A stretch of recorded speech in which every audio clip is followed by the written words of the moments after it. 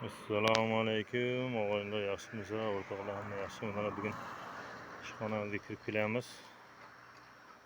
Mana qo'yilgan g'ishtlar 2 onlinki. Bugun kecha qo'yilgan g'isht bu. Suvlarini sepib, mana yigitlar tayyorlab qo'yibdi. Bugun mana bugungi ish ham mana boshlab yuborishgan bugun.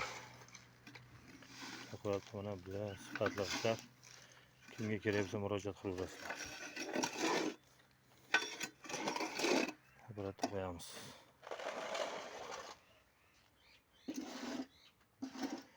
Qoraboycha qishlog'i.